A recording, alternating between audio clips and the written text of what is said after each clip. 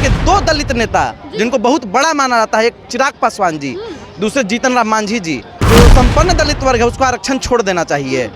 काहे नहीं चिराग पासवान जी आरक्षण छोड़ दिए, जीतन राम मांझी काहे नहीं आरक्षण छोड़ दिए? एकदम लॉजिक वाला बात कुछ करते ही नहीं है बीजेपी वाले। चिराग पासवान बड़ी बड़ी बातें करते हैं, काम का नेता नहीं है वो। आरक्षण होने का आर्थिक स्तर होना चाहिए कि जो व्यक्ति गरीब है उसे जरूर मिले, उसमें जाति ना देखा जाए। अमन छीन लेंगे, चमन छीन लेंगे, और जो आरक्षण खत्म करने की बात करें हम उसकी अर्थी पर से उसका कफन छीन लेंगे। आरक्षण को खतरा है भाजपा से, भाजपा को भगाना होगा। मोदी जी गुजरात से चुनाव नहीं लड़ते हैं, क्यों नहीं लड़ते हैं? चाहे बिहार के पटना से चुनाव काहे नहीं लड़ते हैं? काहे कि जानते हैं कि बिहार की किसी भी सीट से लड़ेंगे तो हरा दिए जाएंगे। नमस्कार, स्वागत है आपका देशवा न्यूज में और मैं आपके साथ राजनंदिनी। आरक्षण को संविधान के 9वीं अनुसूची में शामिल करने की लगातार बातें चल रही हैं। ये बात लेकर विपक्ष वाले भी आते हैं, साथ ही साथ सत्ता में जो सरकार है वो भी आती है।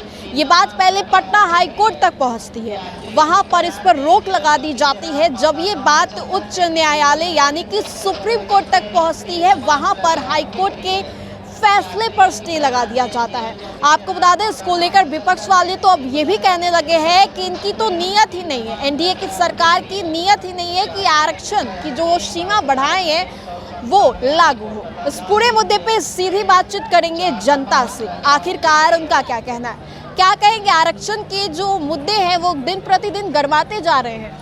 देखिए, मेरे हिसाब से सारे नेताओं को आरक्षण सभी जगह खत्म कर देना चाहिए। खत्म कर देना चाहिए, बिल्कुल। आरक्षण देना चाहिए एजुकेशन पर।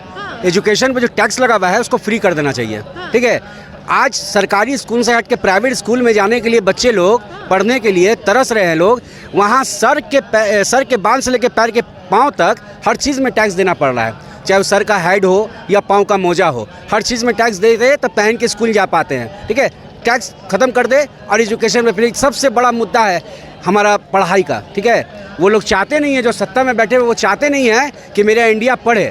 अगर पढ़ेगा तो लोग आवाज़ उठाएगा लोग, तो सरकार से सवाल पूछेगा। वो नहीं चाहते हैं कभी कोई हमसे सवाल पूछे। सरकार चाहती नहीं है कि सवाल पूछा जाए। बिल्कुल यही चाहती। अगर पढ़ लेगा लिख लेगा तो सवाल पूछेगा। सवाल मोदी जी से पूछेगा, सवाल गृह मंत्री अमित शाह जी से पूछेगा, सवाल अभी जो वर्तमान में जिस तरह का पेपर में लिख कर रहा है उस पर मैटर पूछेगा। ये सब नहीं चाहते हैं। चाहते हैं ना पढ़े इंडिया ना बढ़े इंडिया। तो आप कह रहे हैं कि विपक्ष वाले जो इल्जाम लगा रहे हैं कि ये सरकार चाहती नहीं कि आरक्षण जो है उसे शामिल किया जाए, बिल्कुल लाजमी है, वो उनके बात से सहमत है। उनके बात से भी सहमत है और हमारी बात से। देखिए, सबसे बड़ा मुद्दा अभी क्या है ना कि आप पढ़ लीजिएगा, कोई भी इंसान पढ़ लेता है तो कहीं भी उसको नौकरी मिल जाएगा। और लोग बोलते हैं, अभी विपक्ष वाले बोल रहे हैं, जैसे कि सत्ता में बैठे हुए हैं, वो बोलते हैं कि पढ़े लिखे हुए टैलेंट वाले होते हैं कहीं भी नौकरी पा लेंगे। अरे बेवकूफ़ लोग, अरे अनभक्त, अरे पढ़े लिखे नौकरी पा लेंगे, जो 7वां फेल 8वां फेल है उनका क्या होगा? उनका परिवार नहीं है, उनके माता पिता नहीं हैं, उनके भाई बहन नहीं हैं, उनके पत्नी नहीं है, उनके बच्चे नहीं हैं, उनका क्या होगा? वो क्या चोरी करेंगे, चमारी करेंगे, डकैती करेंगे? एकदम लॉजिक वाला बात कुछ करते ही नहीं है बीजेपी वाले। ठीक है, तर्क वाला कोई बात ही नहीं करते हैं। हम तो कहते हैं कि एजुकेशन से टैक्स हटा दीजिए और जितने भी प्राइवेट स्कूल है, जिस तरह से सरकारी स्कूल में पढ़ाई होता है, प्राइवेट स्कूल में पढ़ाई होता है, सरकारी स्कूल को भी वैसे ही लेव कर दिए। क्या कि हर घर में मीडियम क्लास के लोगों को, बच्चे को पढ़ाने में हवा टाइट है। पेंसिल खरीदो तो टैक्स, रबड़ खरीदो तो टैक्स, किताब खरीदो तो टैक्स, कॉपी खरीदो तो टैक्स, ड्रेस खरीदो तो टैक्स, जूता खरीदो तो टैक्स, टाई खरीदो तो टैक्स, बेल्ट खरीदो तो टैक्स। देते परेशान हो गई है जनता। क्या कहेंगे, आरक्षण की जो बातें चल रही है, विपक्ष वाले तो इल्जाम लगा रहे हैं कि ये सरकार चाहती ही नहीं है, नियत ही नहीं है। नहीं, ऐसा कुछ नहीं है। क्या कहेंगे, आरक्षण की जो बातें दिन प्रतिदिन गरमाती जा रही है? गरमाते जा रही है। कांग्रेस ने 70 साल में क्या किया है देश के लिए? 70 साल तो राज किया था। भाजपा ने तो 15 साल में राज किया, तो बहुत कुछ किया। रास्ता पैरा बनाया हम लोग के लिए, गांव के लिए। भाजपा ने बनवा दिया। भाजपा ने बनवाया है। कांग्रेस ने तो 70 साल में तो बनाया नहीं। हम लोग के इलाका के मुजफ्फरपुर जिला का तो खाली शहर देखने से, पटना शहर देखने से नहीं होगा। आरक्षण वाली बात को लेकर काफी ज्यादा सियासत तेज हो रही है, क्या कहेंगे? क्या कहेंगे, तो आरक्षण के लिए तो भाजपा जो कर रहा है ठीक कर रही है। भाजपा सही कर रही है, विपक्ष तो कह रही है कि इनकी नियत ही नहीं है इसे शामिल किया। कांग्रेस भी तो कौन सही किया है? कांग्रेस भी तो कुछ सही नहीं किया है 70 साल में। क्यों रूठे हुए इतने कांग्रेस से? कांग्रेस ने 70 साल में क्या किया हम लोगों गाँव के लिए? हाँ, कुछ भी तो नहीं किया गांव के लिए। आरक्षण को लेकर विपक्षी कह रहे हैं कि ये आरक्षण विरोधी है ये सरकार, क्या कहेंगे? बिल्कुल, ये सरकार आरक्षण विरोधी है। क्यों? ये सरकार नहीं चाहती कि देश में आरक्षण। रूठे हुए क्या सरकार? हम क्यों रूठे रहेंगे सरकार से? देखिए, हम इस देश के लोकतंत्र के एक आज़ाद नागरिक हैं और हमारा मन करेगा हम इस सरकार से रूठेंगे, हमारा मन करेगा हम इस सरकार से खुश रहेंगे। दूसरी बात, सरकार को हमने वोट दिया देश के विकास के लिए, दलितों ने वोट दिया था कि उनका आरक्षण सुरक्षित रहे। तो फिर सरकार जो आरक्षण खत्म करने की अगर बात कर रही है तो फिर आरक्षण विरोधी सरकार हुई कि नहीं हुई? उच्च न्यायालय तक तो बातें लेकर गए थे ना पक्ष वाले, तो उससे उच्च न्यायालय तक बातें लेकर के गए थे, ठीक है। उससे ऊपर कहाँ जाएंगे?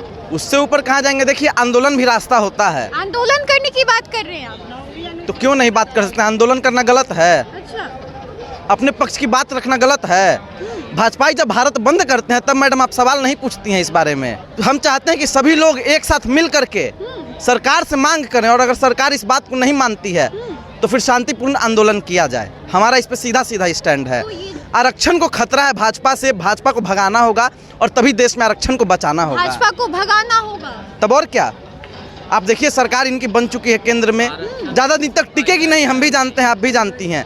और जिस दिन इनकी सरकार पलटेगी उस दिन फिर से आरक्षण लागू होगा इस देश में। आरक्षण को ये लोग खत्म करने की बात कर रहे हैं, अभी इस पे क्रीमी लेयर की बात कर रहे हैं ये लोग, क्रीमी लेयर जी, कि जो लोग आर्थिक रूप से कमजोर हैं, मजबूत हैं। मैं बताना चाहूँगा, बिहार के 2 दलित नेता जिनको बहुत बड़ा माना जाता है, एक चिराग पासवान जी, दूसरे जीतन राम मांझी जी, उनका क्या कहना था कि जो संपन्न दलित वर्ग है उसको आरक्षण छोड़ देना चाहिए।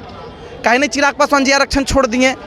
जीतन राम मांझी काहे नहीं आरक्षण छोड़ दिए? इतना आसान थोड़ी है, कई वर्षों से ये बातें तो ठीक है, तो आप बोलते काहे हैं? साहब बोला मत न कीजिए बड़ा बड़ा बात।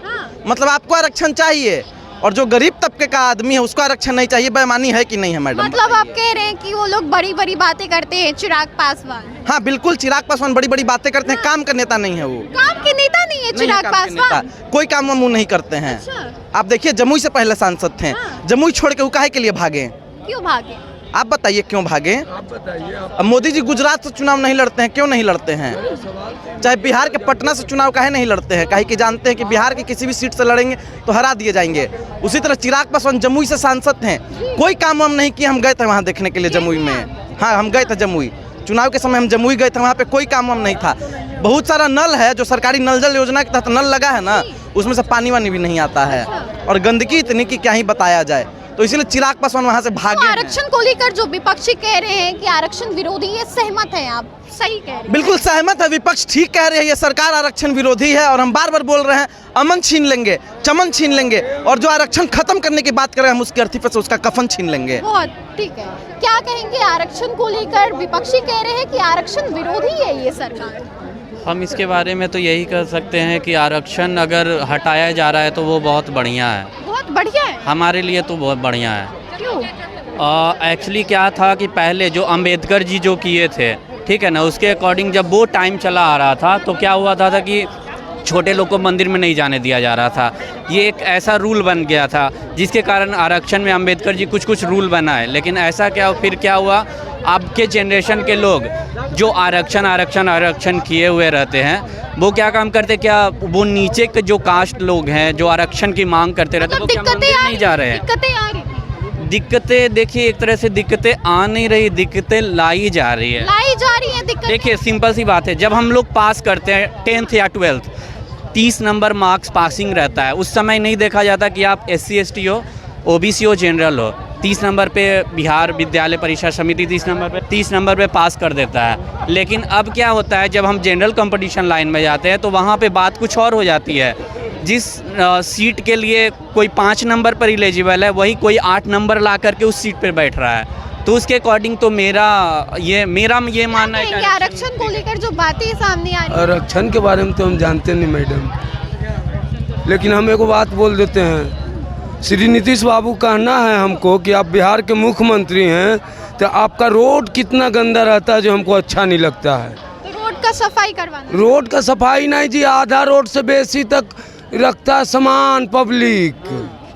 इसका हम बारे में जानना चाहते हैं। आरक्षण पे आप नहीं बोलेंगे? आरक्षण मैंने हम समझते भी नहीं नहीं है। समझते हैं नहीं। या झूठ बोल रहे हैं? झूठ नहीं बोल रहे हैं। सुनिए ना, हम रोड पर देखते हैं कि बहुत सामान सब रखता है, गाड़ी कैसे चलेगा? ठीक है, बढ़िया बढ़िया अफसर और पुलिस का भी गाड़ी रुकता है और पब्लिक टी टी आवाज करता है ना, पुलिस वाला तो नहीं सुनता है। ठीक है। आपका आरक्षण- क्या राज है? आरक्षण को लेकर विपक्षी कह रहे हैं कि आरक्षण विरोधी है ये सरकार। आरक्षण इसका नाम सुनते ही हम लोग का रूह कांप जाता है। क्यों रूह कांप जाता है? देश के लिए अभिशाप है। अच्छा, चाहे किसी भी तरह का आरक्षण हो, आरक्षण है तो देश का दुर्दशा निश्चित है जी। इसे उसका जीता जागता उदाहरण है बिहार में पुल, आरक्षण की देन है। लगातार पुल गिर रहे हैं। क्यों गिर रहे हैं?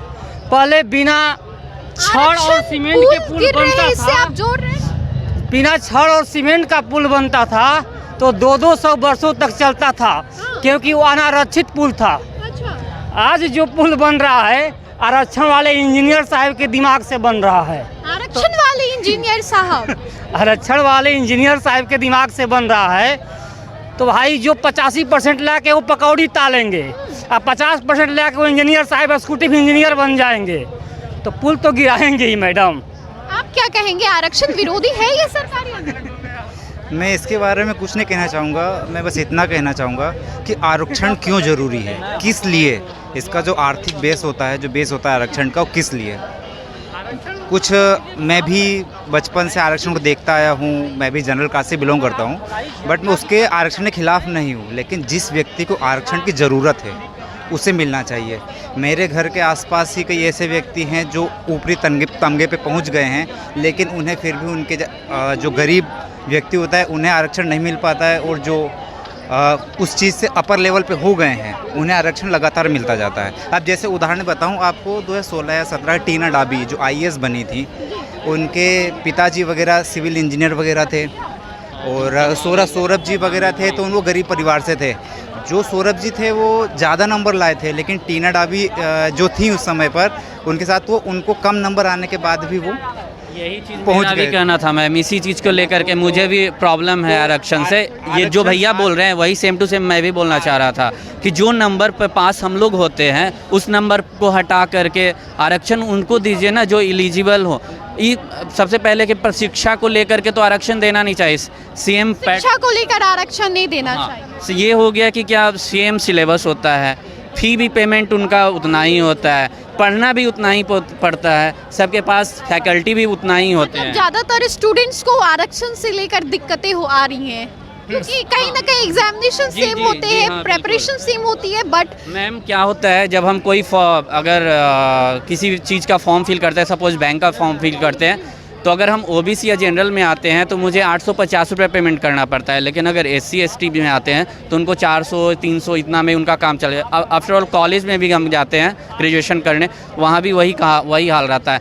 Syllabus same, pattern same, college same, जब एक साथ बैठ ही रहे सेम बेंच पर, तो फिर आरक्षण का उसमें डिमांड क्या। आज लोग तो सब लोग कहते हैं कि भाई ना हम मतलब कि ना हम छोटे हैं ना तुम बड़े हो ना हम छोटे हैं, सब बराबर हैं, सब इक्वल है, सब एक जगह बैठ रहे हैं, सब एक जगह खा रहे हैं, सब एक जगह खा पी भी रहे हैं उसके साथ में, हाँ सब साथ में ये आरक्षण कहीं ना कहीं दिक्कतें ला रही है। हाँ आरक्षण होना चाहिए, ये नहीं बोल रहे हैं। आरक्षण होने का आर्थिक स्तर होना चाहिए हाँ। कि जो व्यक्ति गरीब है उसे ज़रूर मिले, उसमें जाति ना देखा जाए कि ये इस जाति का, ये उस जाति का, जिसे एक्चुअली ज़रूरत है उसे मिला जाए आरक्षण, जिसे ज़रूरत नहीं है उसे हटा दिया जाए। हमारे भारत जागरूक नागरिक होने के नाते व्यक्ति को भी समझना चाहिए कि जो अपर कास्ट में उठ चुके हैं उनके आरक्षण लेने के कारण किसी गरीब व्यक्ति का हक मारते हैं, जिसे ज़रूरत होती है उसे नहीं मिल पाता। तेजस्वी यादव कह रहे हैं कि आरक्षण विरोधी है, ये लोग की नीयत ही नहीं है। अगर तेजस्वी यादव की नीयत अच्छी रहती तो जनता उनको 24 में से 20 सीट हरवा देती लोकसभा अच्छा, चुनाव में। तेजस्वी यादव की नीयत अच्छी नहीं है। आप 2 महीने पहले चुनाव का रिजल्ट आया था ना, 24 सीटों पर चुनाव लड़ी थी उनकी पार्टी, 20 सीट हार गए थे, 20 में से एक पूर्णिया जहाँ उनकी जमानत जब्त हो गई थी। तो जनता उनकी नीयत समझ चुकी है ना, उनकी नीयत इतनी अच्छी थी तो जनता ने उनको क्यों 20 सीट हरवा दिया, 24 में से 20 सीट हरवा दिया जनता ने, तो जनता उनकी नीयत जान चुकी है। और इतने ही अगर आरक्षण विरोधी है तो जब उनकी माँ यहाँ की मुख्यमंत्री हुआ करती थी, मनमोहन सिंह जी वहाँ प्रधानमंत्री हुआ करते थे, तो उनकी माँ की पार्टी के 24 सांसद उन मनमोहन जी को समर्थन दिए हुए थे। उसी समय आपने इसमें संशोधन करवा के 50% से बढ़वा क्यों नहीं दिया था? उनकी मम्मी मुख्यमंत्री थी ना बिहार की, मनमोहन सिंह जी प्रधानमंत्री थे ना, मनमोहन जी के सरकार में राबड़ी देवी जी का 24 सांसद ने समर्थन दिया था, तो उस समय आप आरक्षण का दायरा बढ़वा देते, उसी समय संशोधन करवा लेते। तो आप जब उनका समय था तब तो उन्होंने कुछ किया नहीं, और आज वो लांछन लगाते हैं सब पर। लांछन लगा रहे हैं, लांछन ही लगा रहे हैं ना, बिल्कुल लांछन लगा रहे हैं। वो संविधान में 50% का प्रावधान है, वो तो मिल रहा है हर जगह पे। 50% जनजातीय आधार पर आरक्षण है ना संविधान, तो फिर अब उससे ज्यादा आप बढ़ेगा तो कोर्ट स्टे ऑर्डर लगाएगा, क्योंकि संविधान में 50% का कह रहे तेजस्वी यादव की सोमवार को मैं जाऊंगा आरजेडी की ओर से पिटीशन दाखिल करने। हाँ तो डालिए ना पिटीशन। सुप्रीम कोर्ट जाएंगे अब तेजस्वी यादव। देखिए सुप्रीम कोर्ट में पिटीशन से कुछ नहीं होता है। सुप्रीम कोई भी कोर्ट, भारत का कोई भी कोर्ट संविधान के हिसाब से चलता है। संविधान में जाति के आधार पर 50% का ही प्रावधान है, उसमें संशोधन करना चाहिए था ना। तो जब राबड़ी देवी जी यहाँ की मुख्यमंत्री थी, वहाँ मनमोहन सिंह जी प्रधानमंत्री थे, तो राबड़ी देवी जी के पार्टी का 24 सांसद का समर्थन था। उस समय राबड़ी देवी जी को दबाव बनाना चाहिए था। अपनी जब उनके पास समय था तो नहीं दबाव बनाया। नहीं, राबड़ी देवी जी ने नहीं दबाव बनवाया उस समय। 2004 से 2005 के बीच राबड़ी देवी जी को दबाव बनाना चाहिए था। क्या कहेंगे, आरक्षण विरोधी है क्या ये सरकार? आरक्षण विरोधी कैसे हो जाएगा? विपक्ष वाले कह रहे हैं। विपक्ष वाला के पास मुद्दे नहीं है तो क्या बोलेगा? मुद्दे नहीं है विपक्ष वालों के पास। मुद्दा क्या है? कुछ नहीं है, उसको यही काम है कि सामने वाला पार्टी अच्छा काम कर रहा है तो उसमें टांग लड़ा दो और किसी तरह नाम खराब कर दो। अभी वाली पार्टी, अभी जो सरकार है वो अच्छा काम कर रही है, बहुत अच्छा काम कर रही है, हर एंगल से काम कर रही है। वैकेंसी हो या फिर रोड हो, हर चीज़ में नाम आ रहा है उसका। तेजस्वी यादव तो कह रहे हैं कि नियत ही नहीं है क्या आरक्षण को 9वीं अनुसूची में शामिल करने की। तेजस्वी यादव की नियत है, फुर्सत है अपने आप से। जब उनका टाइम आता है तो अपने गायब होता है संसद से, और आप बोल रहे हैं कि आरक्षण विरोध गायब हो जाते हैं। तो ये जो चल रहा मानसून सत्र तो कहाँ थे? अब अगला साल आएंगे, जब जरूरत है उस समय आप आए नहीं, जब जरूरत नहीं उस समय आएंगे। अब बोल रहे हैं कि रैली करेंगे, रोड शो करेंगे, अब बोलते हैं कि हमने सरकार को रोड पर ला दिया, तो अभी तो रोड पे आ रहे हैं। जब 15-16 तारीख से आप रैली कर रहे हैं, रोड शो नरेंद्र मोदी किया, तो आप नरेंद्र मोदी जी किए तो आप बोल रहे हैं कि रोड हम प्रधानमंत्री को रोड पे लिया है, इतना पावर था, तो आप भी तो रोड पे आ रहे हैं। वो तो एक दिन के लिए आए और अब इतना दिन के रोड शो कर रहे हैं, तो सोचिए आप कहाँ तक आ गए। तो पहला चीज़ कहावत सही है कि दूसरा पे हाथ उंगली उठाने पहले अपना उंगली देख लो कि 4 उंगली तुम्हारी तरफ ही आ रहा है। अच्छा, ये कहावत सही नहीं बोला है कि जब हम किसी उंगली उठाते हैं ना, 4 उंगली मेरी तरफ ही आता है, तो उंगली उठाने से अच्छा भैया पहले उसका काम देखो। वो रोड पे आए तो क्यों आए, आज किस तरह स्वागत हुआ, अब आपका स्वागत होने वाला किस तरह स्वागत हुआ वो जनता बताएगा। तो आपने साफ तौर पे सुना किस तरीके से ये आरक्षण को लेकर लगातार सियासत जो है वो तेज हो गई है। आज हमने जनता से भी बातें की कि आखिरकार लगातार जो विपक्ष इल्जाम लगा रही है कि ये सरकार जो है वो आरक्षण विरोधी है, आखिरकार ऐसा क्यों हो रहा है। इस पूरे मुद्दे में आपने सुना क्या कुछ जनता ने कहा। फिलहाल इस खबर में इतना ही, हमें दे इजाजत, बने रहिए हमारे साथ और देखते रहिए देश।